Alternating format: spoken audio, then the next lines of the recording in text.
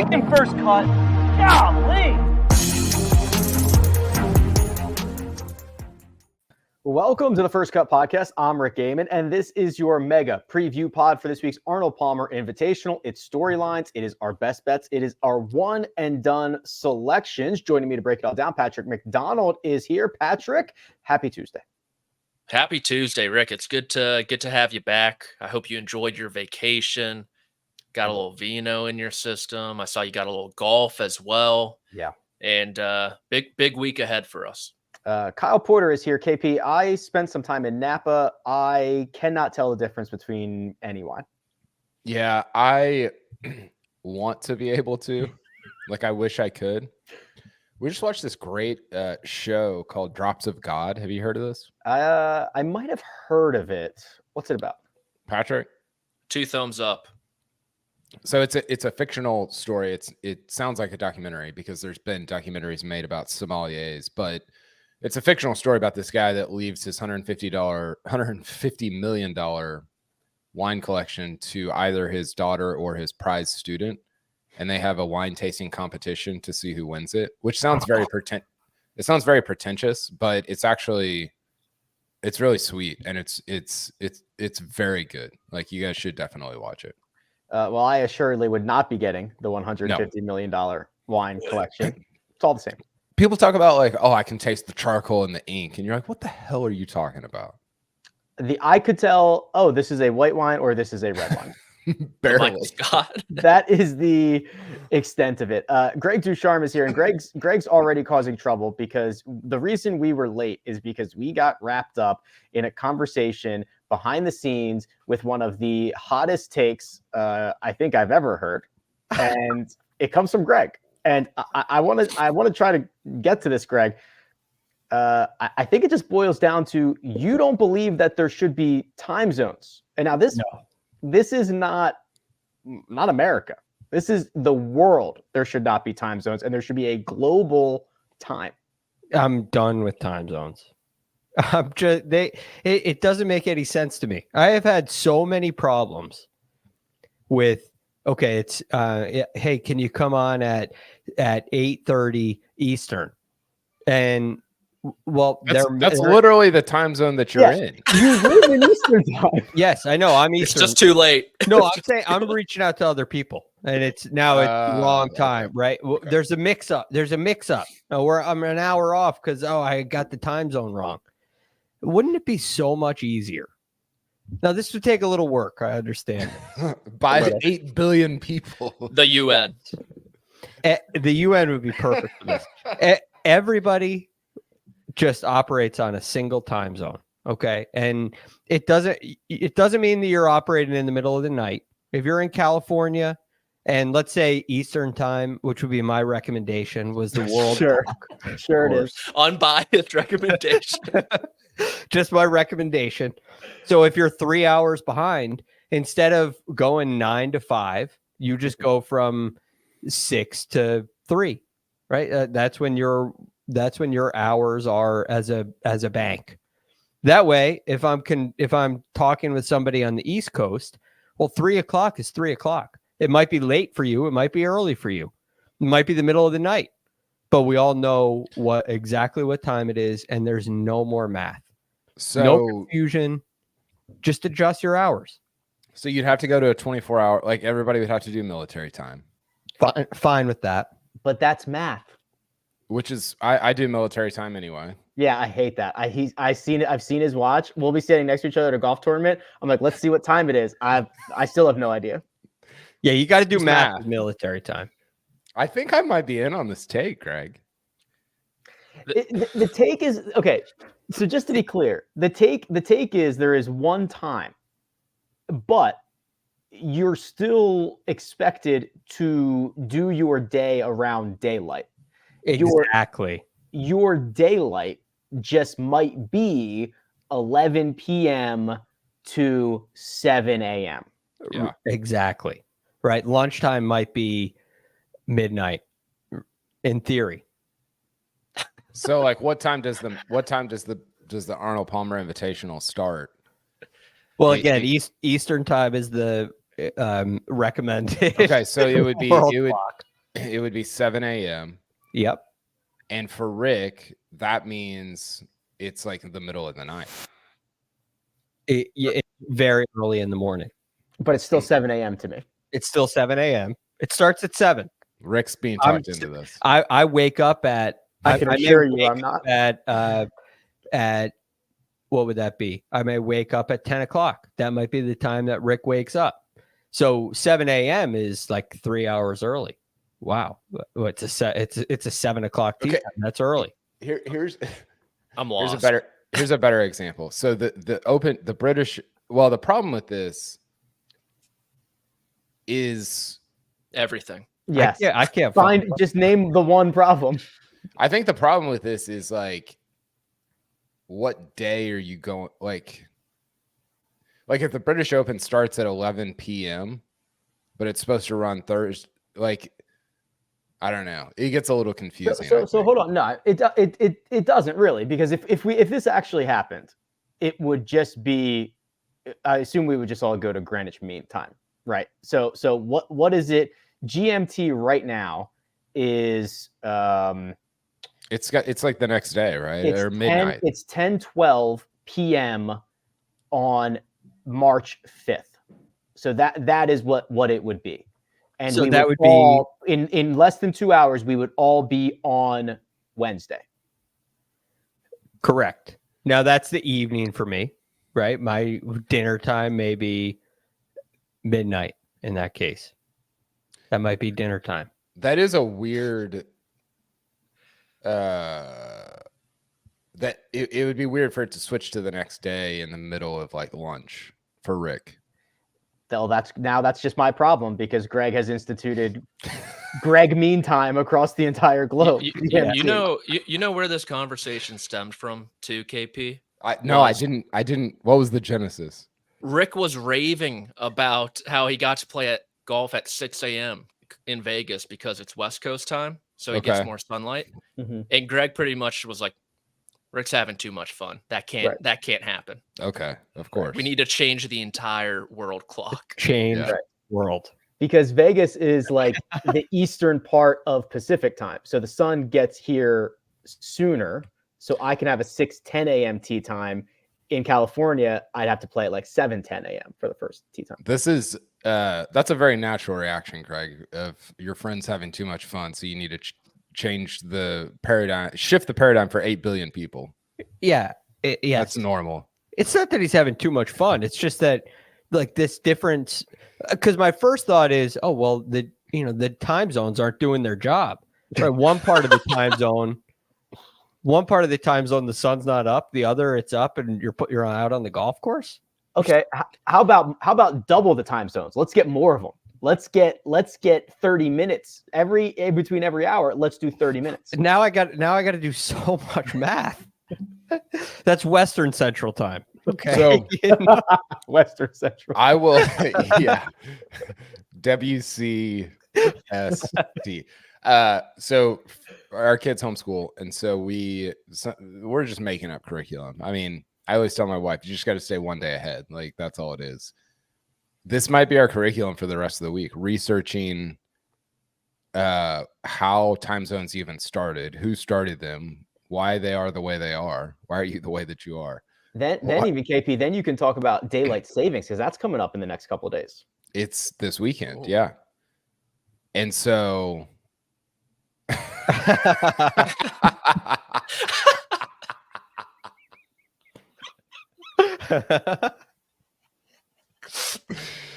for people that are listening, Joe Musa just jumped in the chat and said, I want you to take the club back till 11 o'clock. I think he said that Greg would say Eastern. That's really good. That's so good. So good. I'll have my kids report back. Maybe they'll make a PowerPoint. That'd be huge. I think we should workshop this. Us, First Cup Podcast, and the rest of the world. Yeah.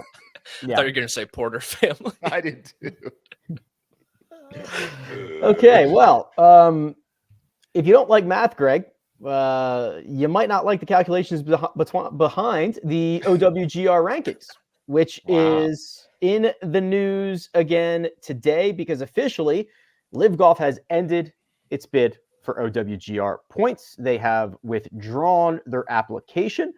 Greg Norman cites, quote, the lack of willingness to work with the league. And Patrick, it seems as if the path forward for LIV Golf is going to be essentially to negotiate individually with each one of the major championships to see if they can get the qualifying criteria moved farther away from OWGR points and closer to an X number of guaranteed spots for LIV Golf.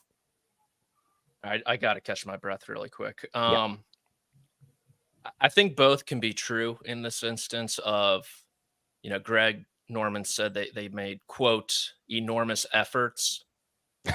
I mean, that's just blatantly false, I would say. When OWGR, they had two main bugaboos with LIV.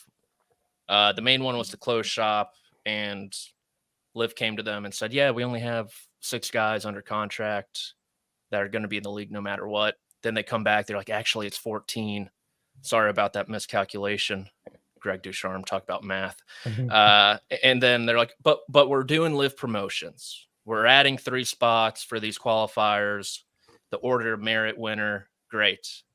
And then they come back and they bring in a new team. They bring in Anthony Kim. And it's like, okay, are you really putting your best foot forward? What they did do a really good job of, LIV, I would say, is kind of the smear campaign against OWGR. You have Bryson out on every podcast. You have Taylor Gooch, who was a perfect, I think, poster child for this, right? Their champion, their league year-long winner, going on every podcast, get a mic in his face.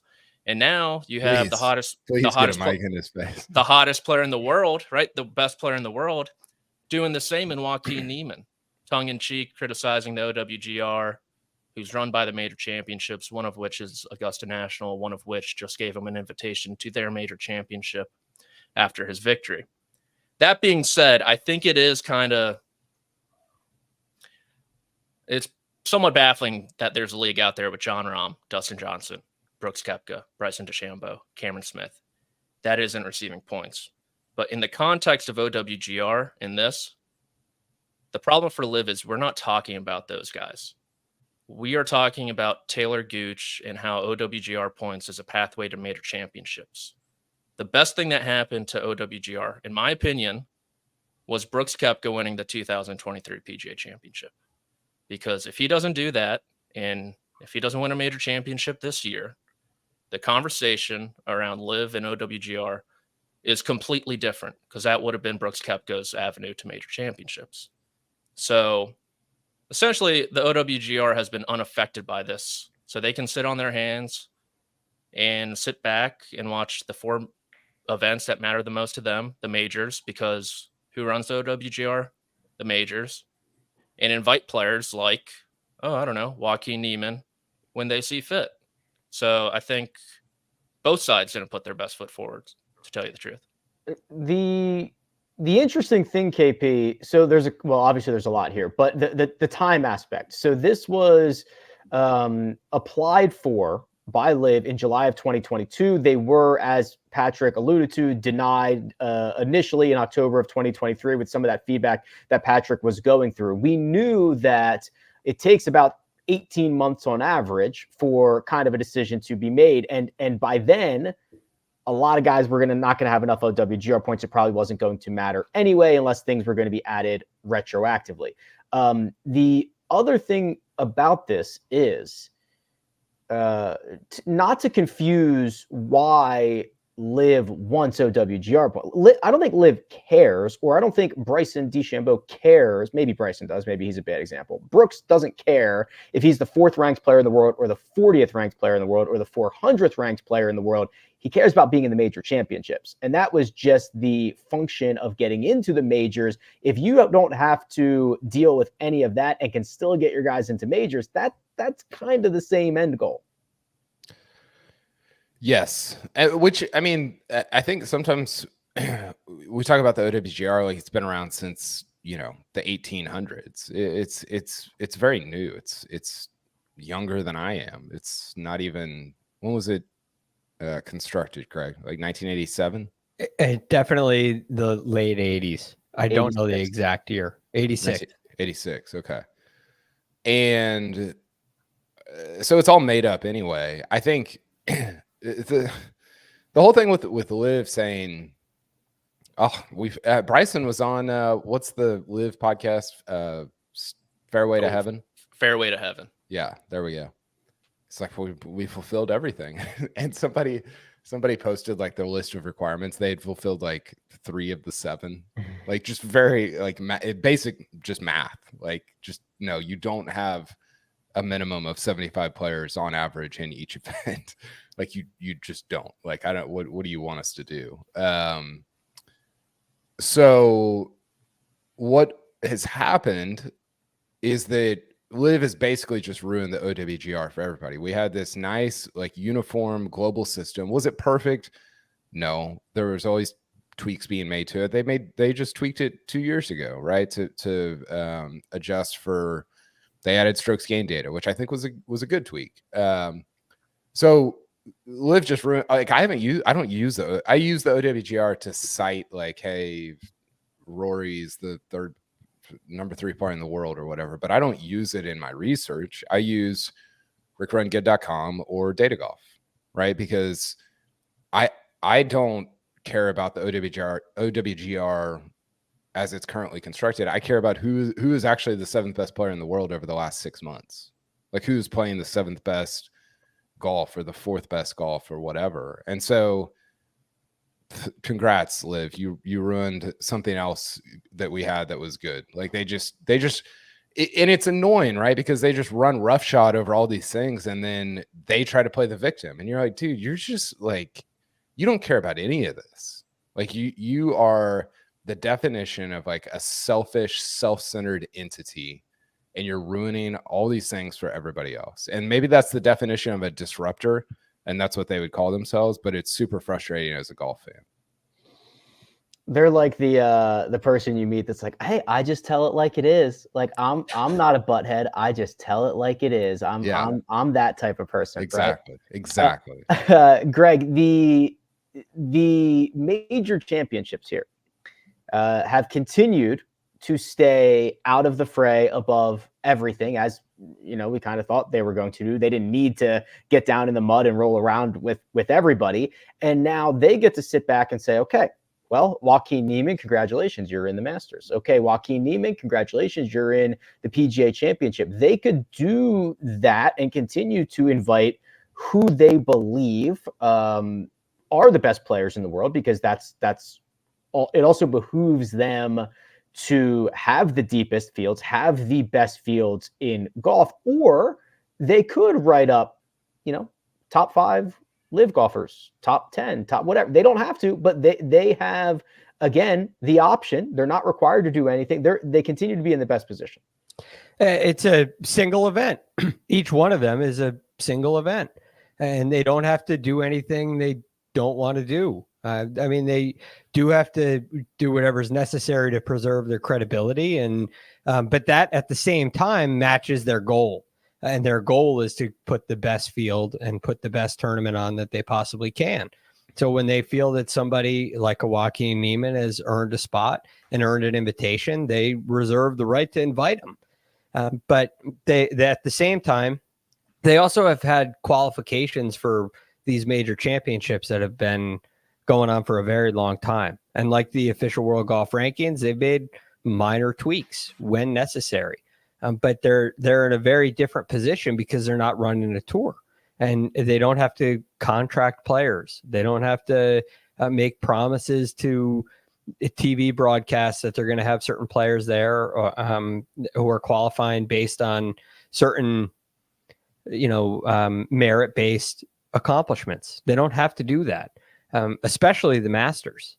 So, and the PGA Championship doesn't even use official World Golf Rankings. They use PGA Championship points. They have their own criteria for allowing players into majors. And that's something they all can do if they deem that to be necessary.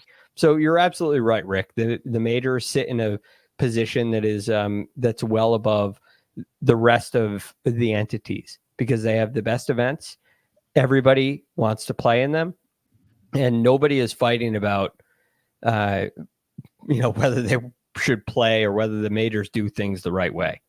And there's a couple of hollers here and there, but those just seem to come from people who haven't found their way in the tournament. We are going to continue this conversation. We've got a lot more to talk about with Full Swing. We've got Arnold Palmer Invitational. We've got our best bets. We've got one and done. We have a lot to cover, but first we are going to take a quick break and hear a word from our partners. The blackout mystery remains. Welcome to March Madness. Oh! You just never know in the tournament who is going to shine. Stream March Madness live on any device, anywhere, and be ready for anything. And we're back. KP, I mean, I don't want to spark like an hour-long conversation here, but something Greg just said is kind of the secret to all of this. Everybody wants to play the major championships. Everybody wants to be in them. We have said before they could offer $0 in purses and get everybody to show up whenever they want. Yet here we are being driven by how much money they can make, who's going to give them the best opportunity to do that, when if every event, and I don't know if this is possible, is it possible that every event or 20 events could feel like major championships where, we talked about the PGA Tour not leaning into legacy and whatever else that they had that could not just be tied to funds. But I think it's so fascinating that the two conversations we have are, it doesn't matter if the major championships paid anything, every single guy would show up, versus here's where I need to go to make sure I'm getting as much money as possible. Yeah. Well, it's what you're describing is and this is true in other sports too, right? Like guys, they're not playing in the playoffs, like NFL and NBA playoffs, for money. They are signing with a team in the regular season for the most part for like with money as the primary objective. So I think it's not that different if you think about regular season golf being the PGA Tour and the major championships being the sort of golf playoffs. No offense to the FedEx Cup, but I wrote about this in the normal sport newsletter today that just went out. There's such a disconnect, Rick, and I'm curious about your thoughts on this. There's such a disconnect between regular season and postseason being the major championships. Like those two, because they're run, we've talked about this a million times, but because they're run by such different organizations, 5 different organizations, 6 now, if we're throwing 7, if we're throwing the European Tour in there and LIV, are running all these different things, and there's no connection between regular season and postseason. In the NFL, everything, and the NFL is a bad example because it's team sport. It's the most popular sport in the United States. It gets all the eyeballs, whatever, but everything is aligned in the NFL. Everything points toward the Super Bowl, from the draft to offseason, training camp, preseason, everything that you're pointing toward the Super Bowl. And in golf, it's like, well, this is kind of over here and that's over there. And we've got Anthony Kim, but we still want OWGR points. And we've got this YouTube competition to get into the Myrtle Beach tournament on the PGA Tour. No offense, Patrick, I know you're a big Myrtle Beach guy. And nothing is aligned. And I keep going back. I mentioned in the newsletter today, Rick, your like world tour, there has to be some sort of alignment. Otherwise, we're just going to be talking about such separate entities all the time and with absolutely no connection whatsoever. And I think that's why everything feels so like disconnected and jarring right now, because it is disconnected and jarring right now. One of my biggest fears for professional golf is, and I've said this before, is that it goes the way of professional boxing, which is you are the WBO champ, but you're not the WBC champ. You're the, whatever, right? There's all these different entities and you've got to win all the belts to be the unified heavyweight champion of the world. And it just diminishes everything along the way, as opposed to having, in North American sports, like you said, KP, everything pointing to one direction, or in other systems globally, a Premier League, a relegation, a promotion, that all makes sense. It points in the right direction. It allows for context at every single level, as opposed to just having 4 one-off events here, a couple of one-off events over there, 25 in the middle that may or may not matter. I don't know. It's complicated. It's complicated. What's not Time zones. What's not complicated, Patrick, is that Full Swing 2, Netflix PGA Tour series, will be released tomorrow. Have you been privy to any of the footage? Yeah, I think everyone's getting these early releases, right? Everyone's already. Do you not have one? I don't get it. I think they're out for me. I think they're out for It's because a member of the corrupt golf media like myself. You did Bert Kreischer at the Netflix Cup. That could have something to do with it. So I don't. I mean, everyone's seen it but me. So I might boycott at this point. Oh my god! I'm excited to see Keegan Bradley. That's probably the episode I'm looking forward to the most, and kind of the Ryder Cup thing about that. And I'm interested to see if they improve on kind of the storytelling timeline instead of just bouncing back and forth every which way like they did in season 1. I hope there's some improvement to that. But I think I've seen like an episode and a half, and I think they do a better job in this episode in this season of presuming that at least a little bit. Like there's no explanation of the cut. There's no, like last year it was almost like presuming you had never heard of golf before a little bit. And this time around, it's not only presuming that you've heard of golf, but that you at least know some of the, like what's happening in golf. And I think that makes for a better show. I also enjoyed Rory. They're in Rory's car and he pulls up his Spotify recent listen to. Very, very amusing. Oh no. It's not the First Cut podcast, but it is it's a mixture of, it basically looks like my Spotify. It's a mixture of golf podcasts and Disney music with his kid. Do we also find out that he doesn't pay for Spotify Premium or something like that? He's got Pandora still. We don't find that out. He might not. Who knows?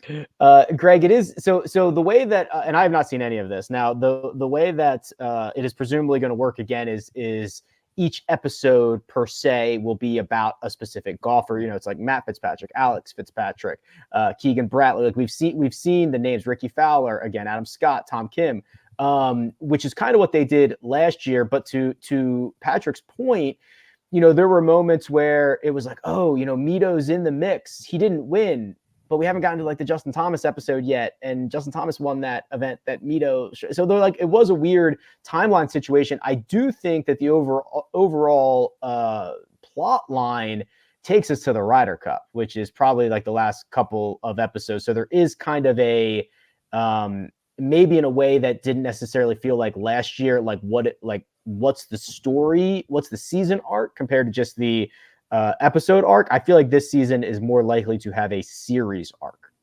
Well, I think there's a couple of major events where you'd like to get everybody's take on it. One of them is the Ryder Cup, because you have the Keegan Bradley aspect of that. Somebody who played phenomenal golf and didn't get on the team, and you have cameras there when he doesn't get on the team. I mean, that is that's compelling as it gets. And you have guys that did get on the team. And then the other one would be June 6th, which I don't know how you cover that from one player's perspective. I know they did have cameras there for that, and it's kind of along the lines of the conversation we just had. We now still don't know what that meant, right? It could mean absolutely nothing other than the lawsuits ending. So, but that is a situation that I'm excited to see how it played out from behind the scenes. And then the Ryder Cup would definitely be the second one. Well, by the way, so one other thing here, Netflix has now done another live sporting event. They did the Netflix Slam, which was the tennis match on Sunday, Patrick. I was there. This is now Netflix doing live sporting events for the second time. They've done golf, they've done tennis. When's the big move coming? I heard it was very good. I heard it was great. like a great blend of like serious but like playful. Much better than the Netflix Cup. No disrespect to my guy Bert, but I think I you heard- mean disrespect.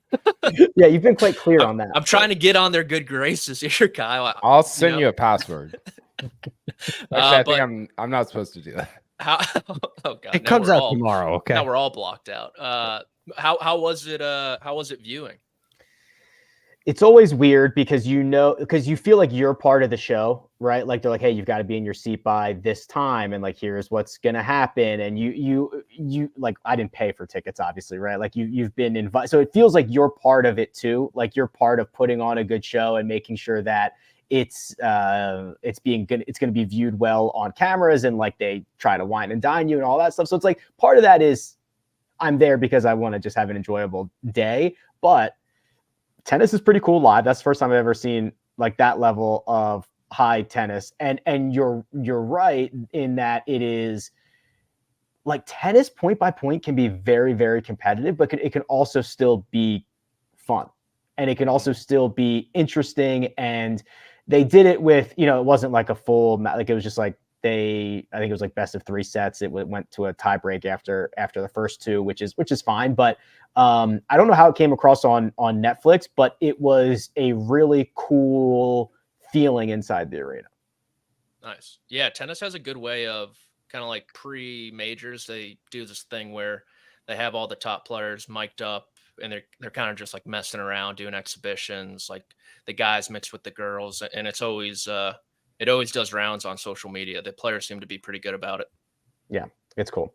Okay, here's what we're going to do. We're going to turn our attention to API. We'll preview that very quickly. We'll run through our best bets, our one and done. We still have to recap Cognizant as well. We'll do that. But first, we're going to take a quick break and hear a word from our partners. Out there are 2 colossal beings, both forces of nature in their own regard. But in here, as soon as the chute bursts open, the duality of man and beast begins to fade. This is PBR on CBS Sports Network. And we're back. And this is Bay Hill. Greg, we talked a lot about it on Monday's DFS show. I am now happy to report that at least the reports are that Scotty Scheffler will be using the mallet putter. Maybe a little urging from Rory McIlroy gets a TaylorMade Spider X Tour into the bag. And does that provide optimism? Yes. Look, this is the thing with Scotty and putting. He wants to feel like it's always felt. The problem with that is those feelings that he's had don't work. Okay, so a new feeling, something that's different, is a good thing. My one concern with this is that it's not enough. It's not different enough. That would be the only concern. So changes that Scotty Scheffler makes, I am very much in favor for, because he has done a phenomenal job, as well a job as I've seen anybody ever, really, quite frankly. And in my time actually watching professional golf, he has done a great job separating the frustration of missing putts and the performance in his tee to green play. It has very rarely, if ever, affected his tee to green performance. It doesn't affect his decision making. If it does affect his emotions, it seems to be short-lived. And so for that reason, he can kind of make changes that are in a separate world. And he's not going to putt worse. It's not going to get worse. So I go back to a saying that I used in my teaching career, and that I've heard from a mentor of mine in Michael Breed, that is, different isn't always better, but better is always different. So in order for him to improve, something's going to have to change. And changing a putter can be a magical switch, as we've seen with many players on the PGA Tour already over the last couple seasons. All right, fingers crossed for Scotty. KP, quick, without looking, who has won the first 3 signature events? Chris Kirk, Wyndham Clark Hideki Matsuyama. Ah, crap. Okay, you got those pretty quickly. I was hoping you were going to get, you were going to struggle with that. You were going to forget Chris Kirk, and I was going to be able to ask you, does the tour need a Scotty? Do they need a Rory? Do they need a big boy putting on a red sweater this weekend? I need a big boy. Yes, they do. I mean, it's I don't even care if they do. I do. I mean, I was trying to make this argument and I couldn't quite get there. You could make the argument, Rick, that this time last year, Chris Kirk was the worst winner that we've had. And this time this year, he's the best winner that we've had at this point in the season, like going into Bay Hill. Yeah, I mean, I don't know if I'd want to argue the other side of it. Well, I think Hideki and Wyndham, I think, are just better than Chris Kirk. Yeah, but the fact that it's like, okay, then Chris Kirk is at worst the third best. Right. And last year he was like, I think pretty easily the worst. If you just look through you had Homa, Rahm won 3 times. Ike Siwoo won. Scotty. Scotty won Phoenix. It was almost big boys only, right? Going into kind of this stretch of the season. And it was a really good and fun first 3 months. And this year it's been, I mean, I don't know that other than Dunlap, I just don't know that it could have gone worse for the PGA Tour. Between Rahm and Hatton leaving and Neiman putting on a show and how bad the weather's been, how bad the winters have been, it's been really bad. Like they need this is a bad example because Kurt Kitayama won last year, but remember when Scheffler, Rory, there was like 5 guys in Spieth. There was like 5 guys in it late on Sunday at this tournament. They need that again, and they need one of them like Spieth to end up winning. Yeah, Patrick, it's I'm flipping through the winners here, and obviously we have named a lot of them, but even more so, we've had a lot of rounds that haven't been completed because of weather. We've had a signature event. We've only played 11 rounds of signature events this year because of the Pebble Beach Pro-Am. It has been a difficult time to get out of the gates for the PGA Tour in 2024. They just need a tournament to go as expected.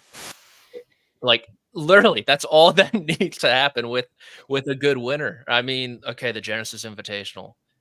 Oh, well, Spieth DQ, Justin Thomas make the cut. Tiger WD. Draw.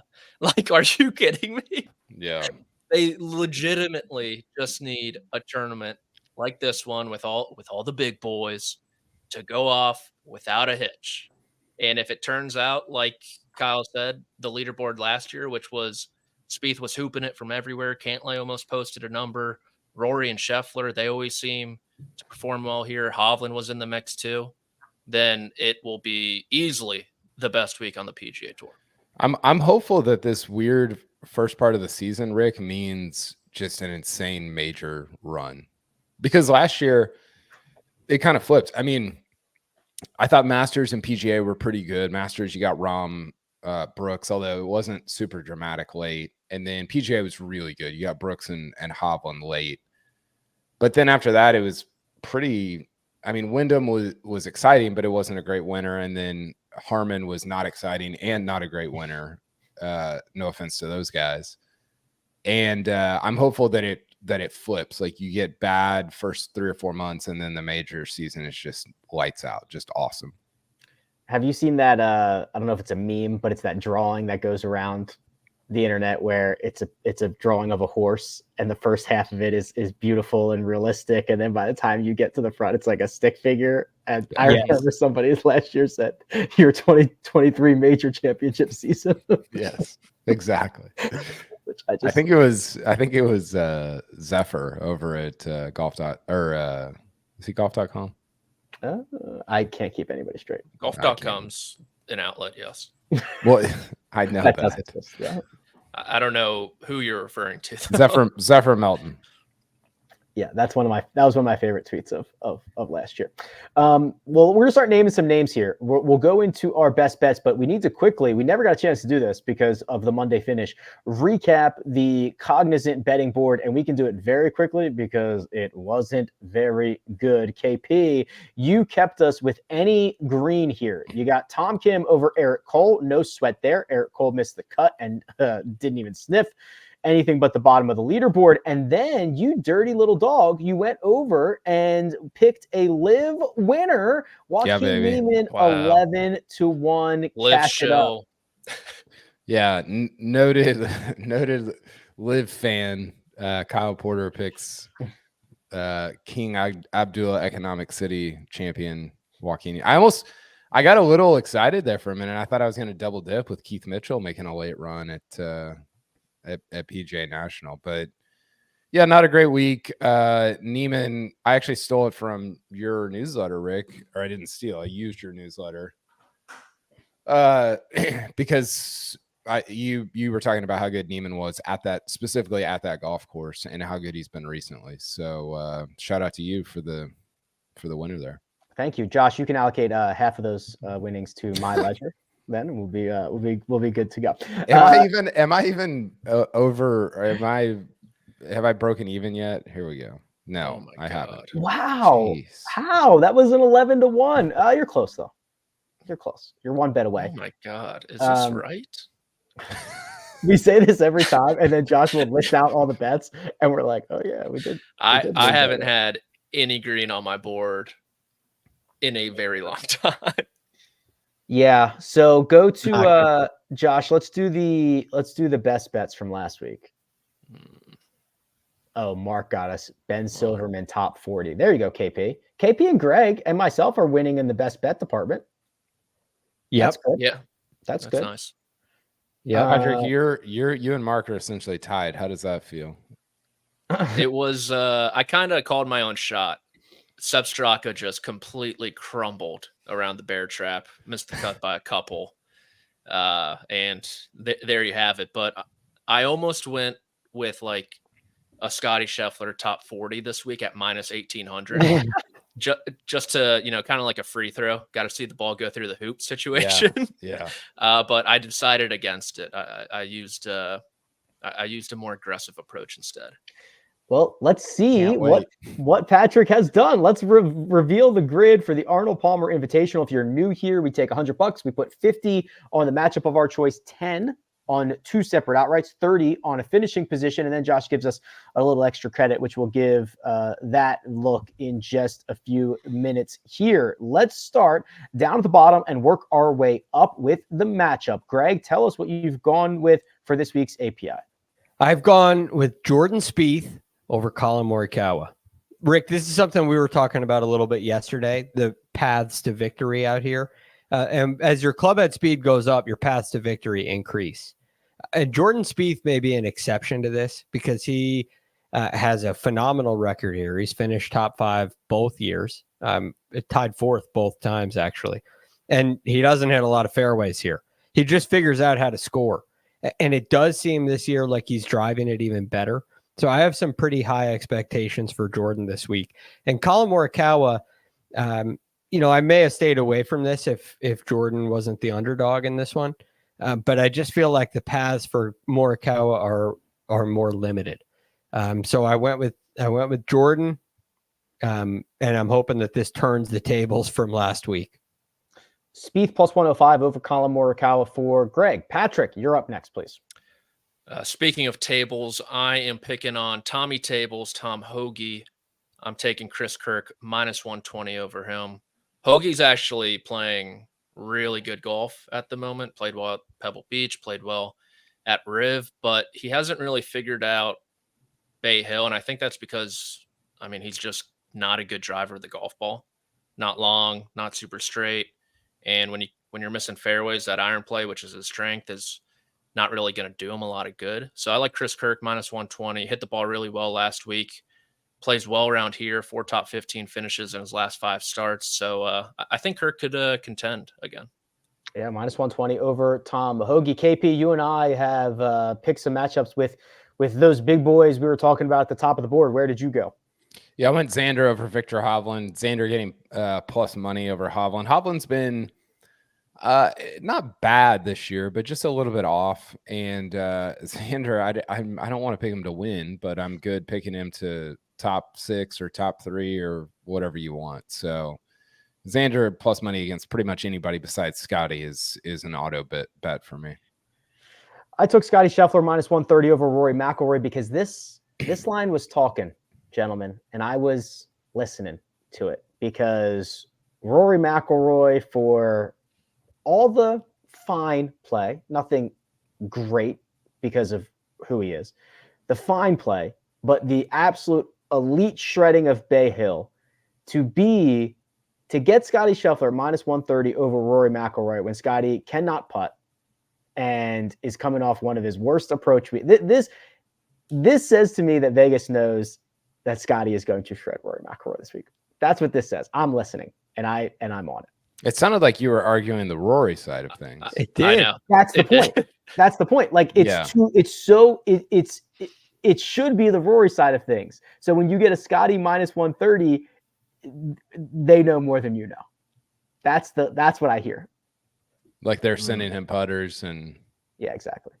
They're talking to the TaylorMade guys. I don't want any part of Scheffler or Rory at Bay Hill. They're both so good there, and it's terrifying. That could be a 1-2. Wouldn't that be nice? That would be pretty stressful. Final group. Finishing positions. I'll just start here. We'll go top to bottom.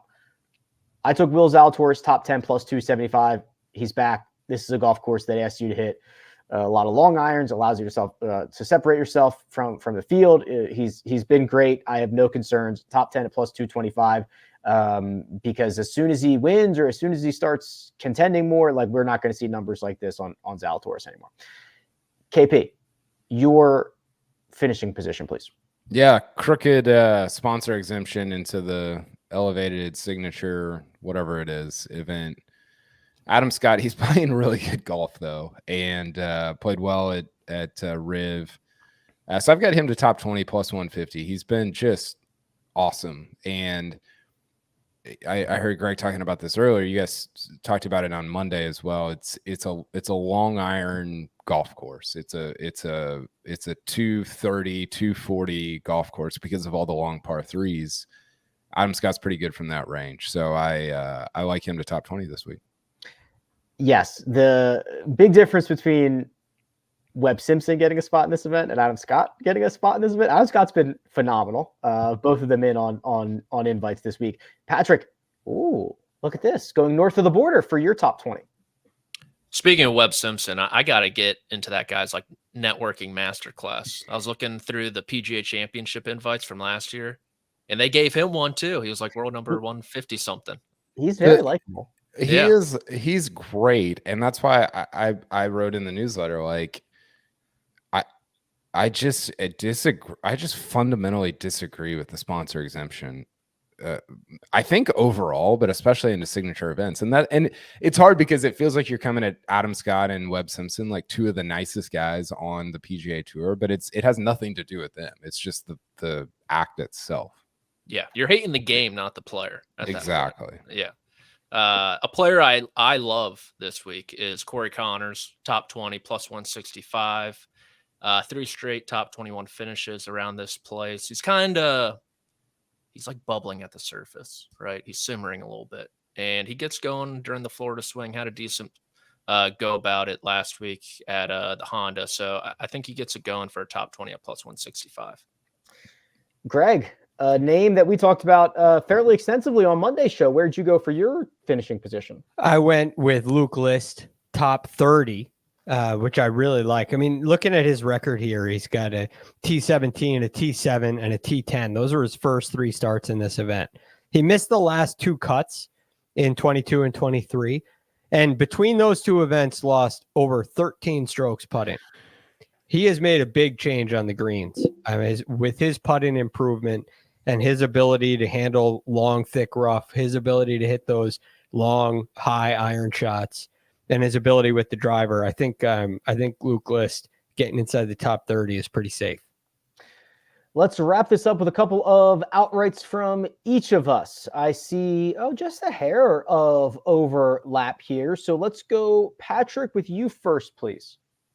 Yeah, Matt Fitzpatrick, or Matty Fitzpatty, as you like to call him. Thank you. 33-1, 5 straight top 15s here. I think he was runner-up to Molinari, I think, that one year. He's kind of just had a meh season so far, but gained throughout the bag last week. So hoping that means a sign of things to come. And then the rapper known as Young Cam. God, I kind of hate this one, which means it might hit, which is a good thing given my track record. But he should win this week. Yes, he's putting the ball much better. He's a great driver, obviously. Great history here. And so let's take a shot. Let's lose more money on Cam Young. Kyle chiming in there on Cam Young should win is foreshadowing for his outright card. Yeah, I've got Cam Young and JT. JT hiccup at Riv, but he's been hitting the ball very well. And then Cam Young, he's kind of built for a place like Bay Hill. Drives it great, long irons. He's playing good. He's played well here in the past, and he's coming off a good showing at the Honda or the whatever that tournament's called, PGA National Tournament. So yeah, I like the numbers. I like the 28-1. I think there's some value there for both of those guys. I think we should.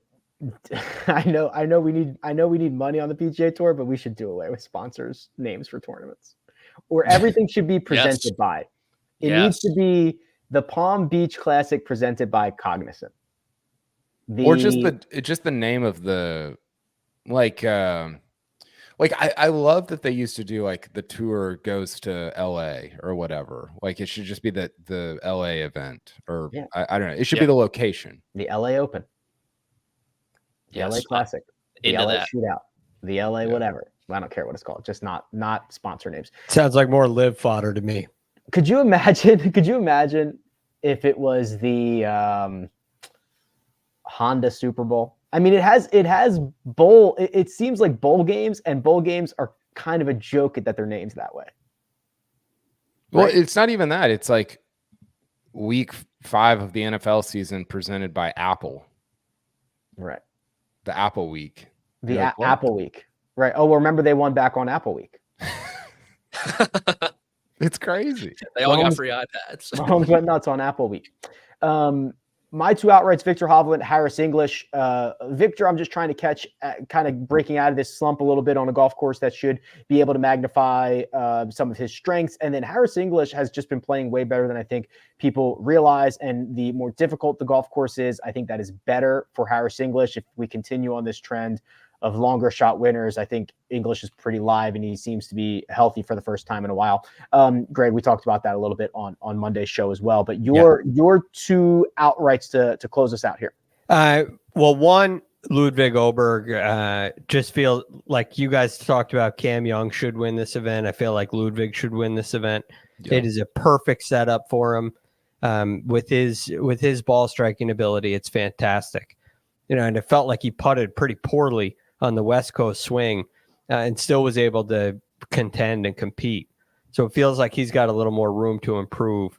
I could see him being the next great player at Bay Hill specifically. And then a current great player at Bay Hill, Rory McIlroy, has been just torching fields off the tee. Absolutely. I mean, he has been so good off the tee. I'm going to try to take advantage of that this week. It seems like the thing that has cost Rory has been some mistakes, some singular mistakes. At Genesis, it was more than one, but these are kind of silly things for a Rory McIlroy to clean up.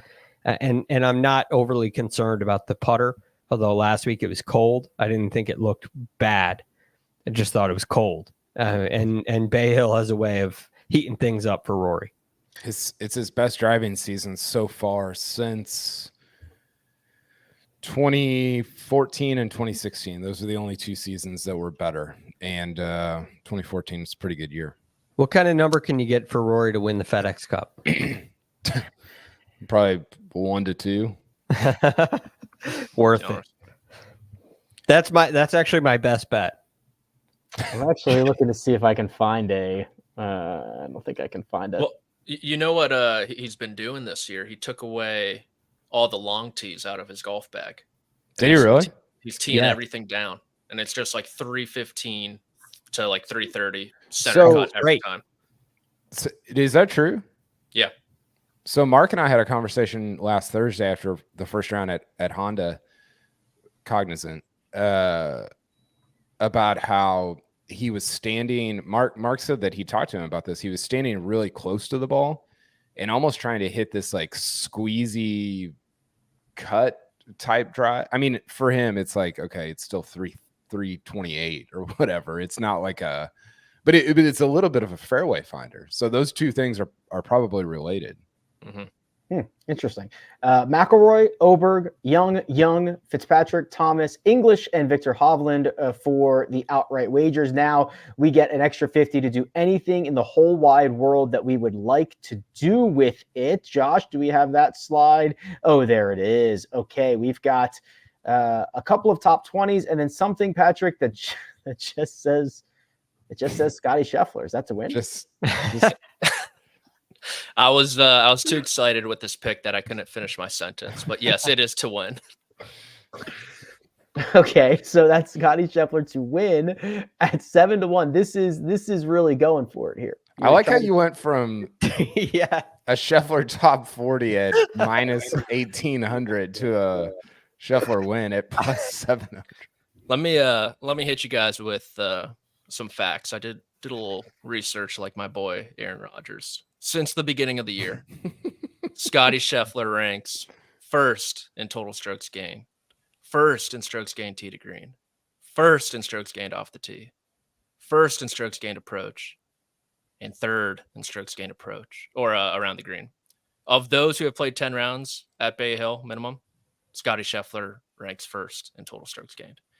Do not ask about the putting. Well, do not we don't need to talk about that. So Scotty Scheffler to win 7-1. Like Greg said, I'm glad he's doing something different, and I'm glad he's off Poana. Maybe that affected him to some regard as well. So take it home, world number one. Take it home. Producer Josh, can you pull up my tweet from today about VJ Singh? Because this is I don't know if we can get to it, but he's VJ Singh, Patrick. Like he is like their numbers are almost identical. And I think he's going to have stretches where he putts it okay. And he's going to win. He is going to win a bunch, I think, unless it's just so in his head. I don't know. I go back and forth on this. I know you're torn on it too, Rick. Have they been playing Patrick on Poana for the last 12 months? Rick. Ricky. Can I call you Ricky? Sure. Call me whatever you want. He's coming off a break. If I know Scotty Scheffler like I do, he heats up in the month of March and April, the last 2 years. Okay.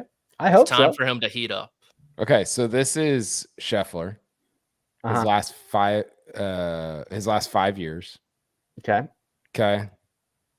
Just elite from tee to green. Yeah, it's stupid. He's almost gaining 3 strokes this year from tee to green.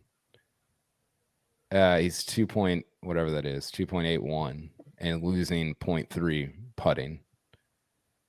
And once we get to, I sorted VJs by like total, so it's not this is in order of years. So this is 2024, 2023, and you can see like overall, he's not a horrific. He's not like Lucas Glover, right?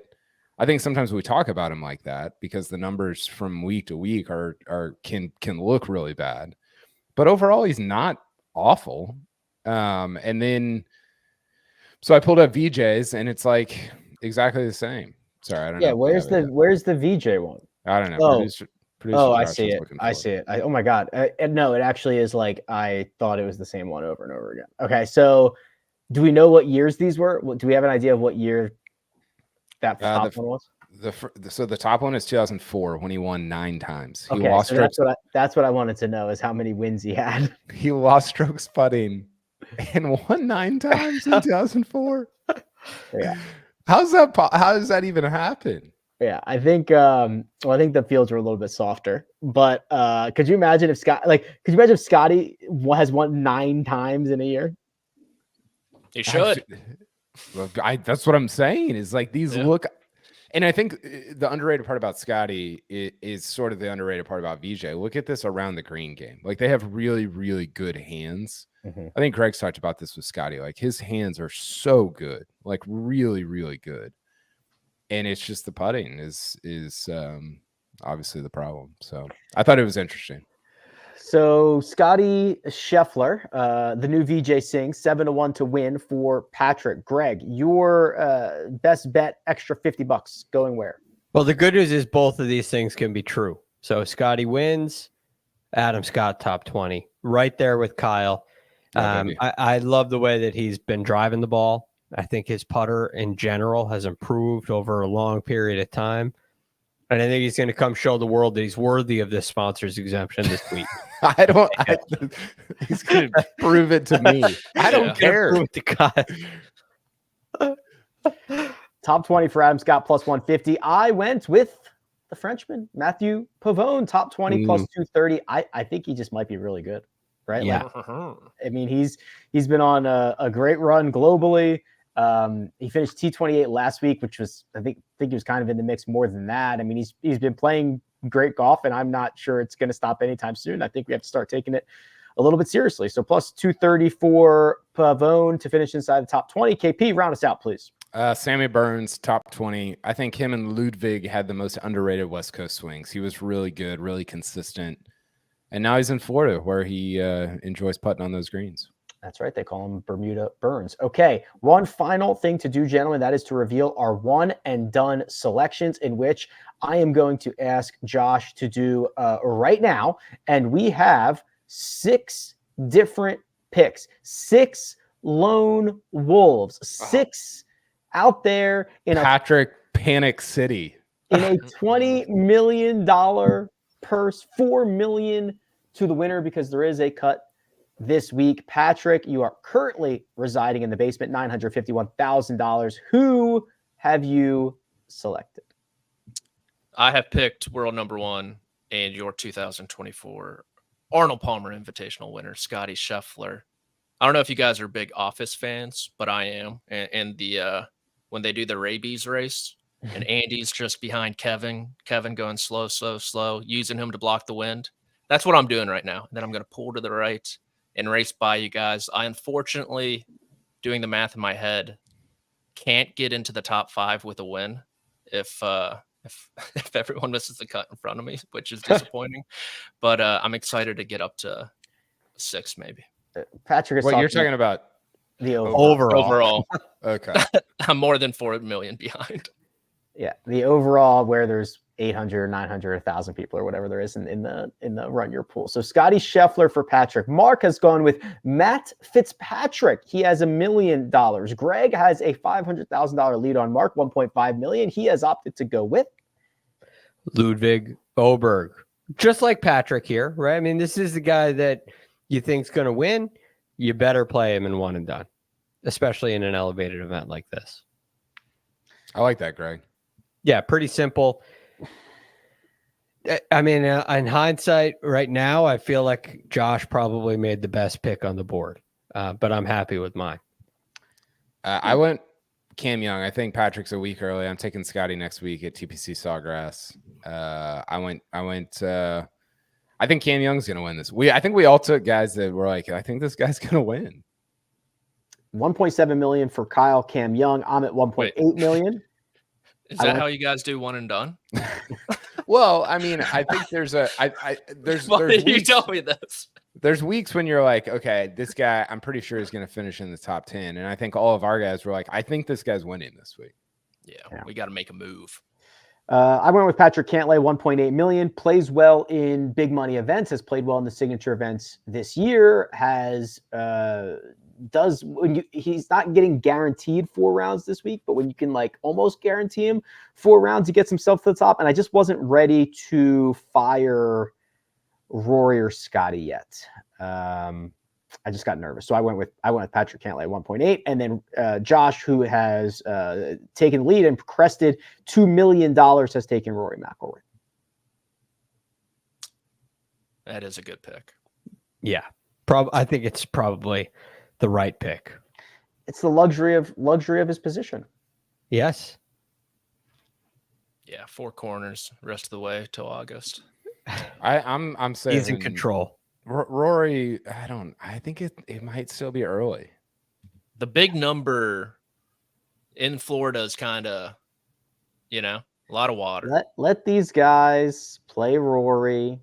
Let everybody get all excited. Finishes, T11. It'll be nice for the we're gonna get him when he wins a big boy later. If you go back, like the FedEx Cup. Right. Exactly. Which we're just making up the numbers as we go. What is that worth? A couple bill. At least 30. So if you win this week and next, it's like 8 mil. Mm-hmm. Yeah. So 9? this week's what? This week's 4. No, this week's 4, and next week's what? 4.5. Okay. I think. At least 4.5. Because that's what it was last year. Mm-hmm.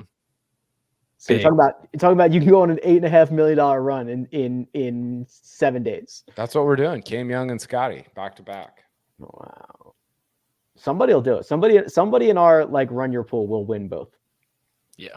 And you should parlay that, Kyle. Ooh. In real life or on here? Mate, why both?